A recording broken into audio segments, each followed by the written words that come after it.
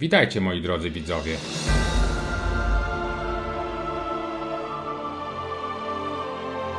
Dziś oprowadzę Was po jednej z najpiękniejszych uliczek w Rzymie.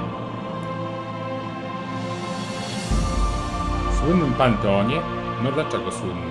Oglądajcie dalej, to się dowiecie.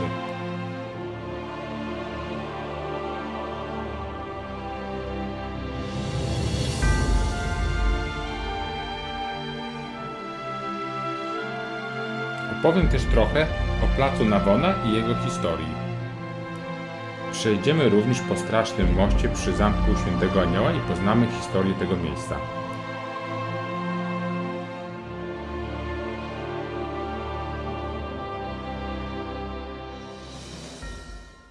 Zostawiamy za sobą majestatyczne państwo watykańskie i idziemy dalej na podgórze.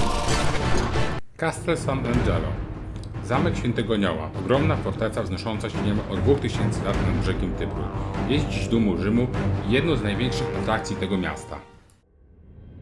Historia budowli przypuszczalnie sięga czasów starożytnych, w roku 123 naszej ery, kiedy to cesarz Hadrian w czwartej dekadzie II wieku naszej ery zlecił wybudowanie grobowca, w którym sam kiedyś spocznie.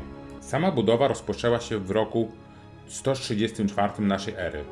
Pracę ukończono w 139 roku po śmierci cesarza przez jego następcę Antonina Piusa. Użytkowano go następnie aż do roku 217 jako grobowiec rodziny Antoninów.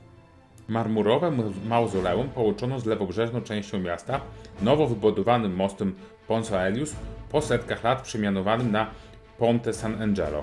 W latach 403-409 naszej ery budynek został włączony w mury Aureliana, barierę obronną wokół Rzymu. W roku 590 naszej ery podczas zarazy papież Grzegorz I miał wizję Archanioła Michała chowającego miecz na szczycie zamku, interpretując to jako znak końca zarazy, stąd nazwa Castel Sant'Angelo, Zamek Świętego Anioła, rok 600 naszej ery.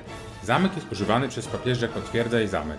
Papież Mikołaj III przeniósł tam swoją rezydencję, która została połączona z Bazyliką Świętego Piotra poprzez Passetto di Borgo. Tak wygląda tajne przejście papieskie, liczące prawie 800 metrów długości. W 1527 roku podczas plądrowania Rzymu papież Klemens VII wykorzystuje zamek jako schronienie. Wtedy też kazał zdjąć posąg Archanioła i przetopić go na armaty. W 1542 roku doszło do przebudowy zamku na zlecenie papieża III. Prace prowadzili tu wtedy architekci Raffaello Sinibaldi da Montelupo i Antonio da Sangallo młodszy. Oni na szczycie umieścili kolejnego marmurowego Archanioła, który widoczny jest do dziś. W 1901 roku państwo włoskie przyjmuje Zamek Świętego Anioła i zostaje on otwarty dla publiczności jako muzeum.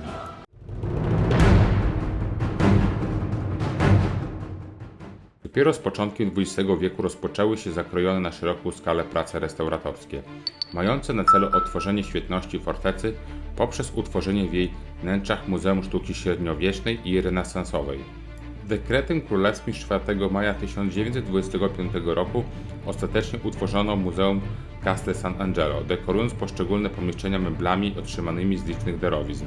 Dziś w Zamku Świętego Anioła mieści się Muzeum Museo Nazionale di Castel Sant'Angelo, które opowiada historię jego powstania od rzymskich pozostałości mauzoleum Hadriana po pozostałości ufortyfikowanego zamku, oryginalne cele więzienne i apartamenty papieskie. Teraz, drodzy widzowie, przedstawię dla Was, jak zamek wygląda z zewnątrz.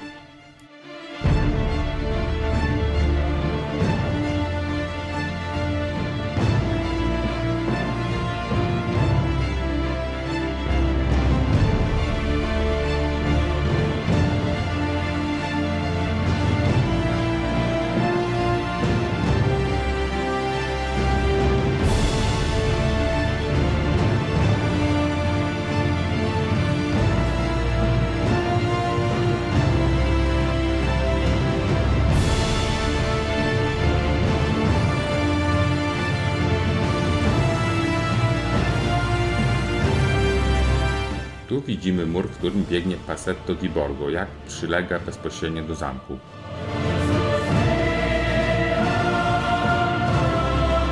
To jest pomnik cesarza Hadriana, który znajduje się tuż przy zamku. Tak dla przypomnienia, zreformował system podatkowy, złagodził prawa dotyczące niewolników, zlecił Salwiuszowi Julianowi wydanie instrukcji prawnych dla pretorów, zwane edyktem wieczystym. Głównym założeniem jego polityki zagranicznej była rezygnacja z dalszych podbojów i zabezpieczenie granic Imperium Romanum. Wchodzimy do zamku Świętego Anioła, w którym zatrzymamy się na krótko, gdyż obiekt jest obszerny do opisania. W tym obiekcie jest wiele poziomów, zgadnijcie ile. W każdym przewodniku podają nam różne dane. W jednym podają 5, w innych 6 i jeszcze w innych 7. A tu jest błąd. Obiekt posiada 8 kondygnacji. Nie będę już wchodził do środka i opisywał poszczególnych poziomów. Zostawię to dla Was, drodzy widzowie. Oczywiście mogę poświęcić dodatkowy odcinek na oprowadzenie Was po wnętrzach zamku. Napiszcie w komentarzach, co o tym myślicie. Po wejściu do obiektu skręcamy w lewo i idziemy dalej obejściem zewnętrznym zwanym obejściem Bonifacego. Stworzone zostało właśnie przez tego papieża wewnątrz antycznego cylindrycznego mauzoleum. Kiedyś mieściły się tu stajnie oraz magazyny papieskie. Możemy tu odnaleźć jeszcze fragmenty dekoracji sepulkralnej oraz pontyfikalnej, a także popiersia nieznanych osób, choć jedno należy zapewne do kochanka cesarza Hadriana, Antinousa. Pochodzą z połowy II wieku.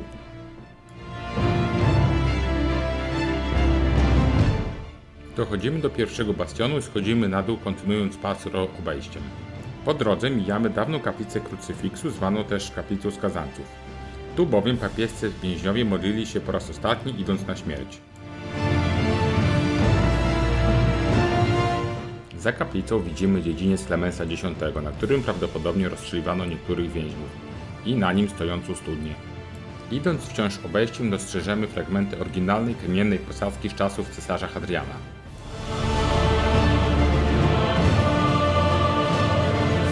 Teraz mijając po lewej stronie będziemy mijać ruiny dawnych celek więziennych.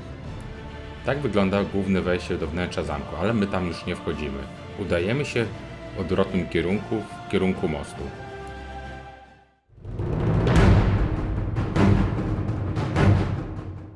Aby mieć najlepszy widok na zamek, należy stanąć na końcu jednego z najpiękniejszych mostów Rzymu, mostu Świętego Anioła. W XVI wieku papież Klemens VII ustawił na moście figury świętego Piotra i Pawła, które są po obu stronach mostu. W 1667-1669 papież Klemens IX kazał umieścić 10 marmurowych aniołów wzdłuż Ponte Elio, który od tego momentu nazywał się Ponte Sant'Angelo. Anioły zostały wykonane przez Gian Lorenzo Berniniego i uczniów jego warsztatu. Pierwsze dwa zostały wyrzeźbione przez samego Berniniego i obecnie przechowywane są w kościele San Andrea della Frate. Figury aniołów na moście przedstawiają elementy związane z pasją Chrystusa. Poznajmy poszczególne anioły podążając od posągu świętego Piotra i Pawła. Anioł z kolumną biczowania Ercole Antonio Raggi. Anioł z biczem Lazzaro Morelli.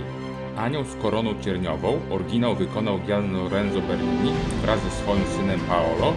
Dziś jednak znajduje się w kościele Sant'Angelo della Frate. Tutaj widzimy kopię autorstwa Pietro Paolo Nardini. Anioł z przenajświętszym obliczem Cosimo Fancelli. Anioł z ubraniami i kośćmi Pietro Paolo Nardini. Anioł z gwoździami Girolamo Luncetti. Anioł z krzyżem Ercole Ferrata. Anioł z kartuszem oryginał wykonał Gian Lorenzo Bernini i jego syn Paolo. Na moście widzimy kopię Duda Giulio Cartari. Anioł z gąbką Antonio Giorgetti oraz anioł z włócznią Domenico Guidi. Każdy pielgrzym, chodząc na most, przechodził tak jakby drogę krzyżową, pokutując za swoje grzechy. Na koniec warto wiedzieć, że most Świętego Anioła był również wykorzystywany jako miejsce wykonywania kary śmierci. Przywiązywano do ciała po dekapitacji. Było ich tak dużo, że w XVI wieku pojawiło się powiedzenie: więcej tu odciętych głów wiszących na ramionach niż melonów na Campo de Fiori. I kończymy nasz spacer na moście i idziemy w kierunku zabytkowej uliczki. Wchodzimy w Via dei Coronari, jedną z najpiękniejszych uliczek w Rzymie. Rozciąga się na około 500 metrów i jest położona pomiędzy Piazza dei Coronari i Piazza di Torre Sanguina. Pomimo centralnej lokalizacji nigdy nie jest zbyt zatłoczona, przez co spacer nią daje złudzenie cofnięcia się w czasie. Ulica ma swoje początki w czasach rzymskich. Wtedy nazywała się recta, czyli prosta, ponieważ była to wówczas jedna z niewielu ulic o regularnym kształcie. Dopiero w okresie renesansu została przekształcona w Via Coronarii. Swoją obecną nazwę zawdzięcza sprzedawcom dewocjonaliów, w tym przede wszystkim różańców. Po włosku zwał się one koronę. Handlarze rozmaitymi religijnymi akcesoriami lukowali to swoje sklepy i stragany już w średniowieczu. Tą właśnie ulicą pielgrzymi podążali do państwa kościelnego. Via Coronarii prezentuje różne style: średniowieczny, doskonale zachowany w krótkich alejkach, renesansowy w pałacach i budynkach oraz barokowy, który widać w niezwykle bogatych detalach. Jest tu pełno małych, wąskich uliczek przypominających labirynt.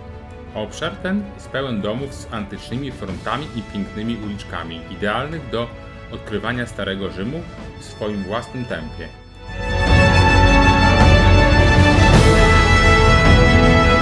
Dziś jest to najbardziej elegancka i słynna ulica w Rzymie oraz jedna z najsłynniejszych na świecie ze względu na liczne sklepy z antykami.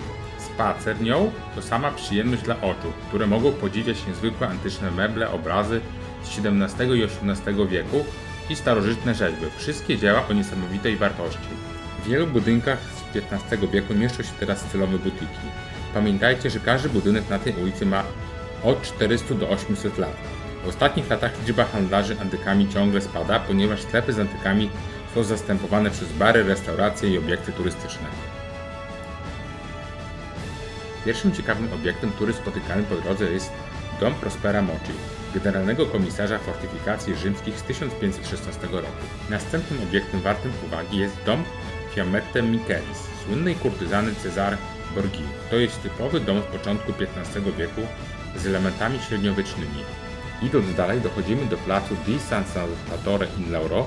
Znajduje się tu kościół San Salvatore in Lauro z 1580 roku, ale wejdźmy do niego tylko na chwilę, żeby pokazać jego wnętrze. Zaprojektował go Ottaviano Mascherino. Kościół zawdzięcza swoją nazwę znajdującemu się w pobliżu Gejowi Laurowemu.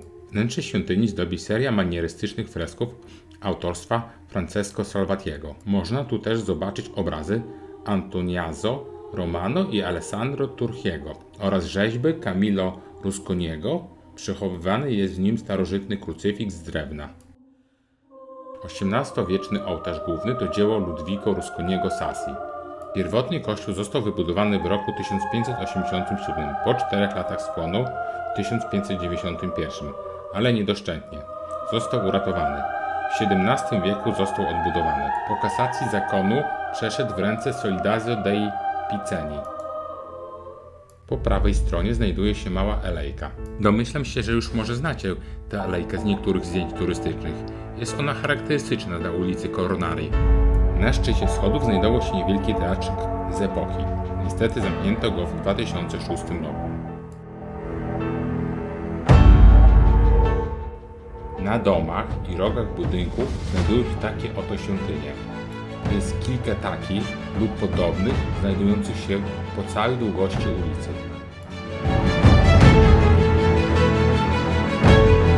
Po prawej stronie znajduje się pałac Salimei z 1500 roku i był własnością Clemente Bucellini. Później papież Syktus V zainstalował tam siedzibę Monte di Pieta. I tak dochodzimy do placu di Simone. Na nim znajduje się fontanna, pochodzi ona z XVI wieku. Pierwotnie znajdowała się na małym placu Teatro Marcello. Tuż za nią mieści się pałacyk Lancelotti Arcoronari z 1591 roku.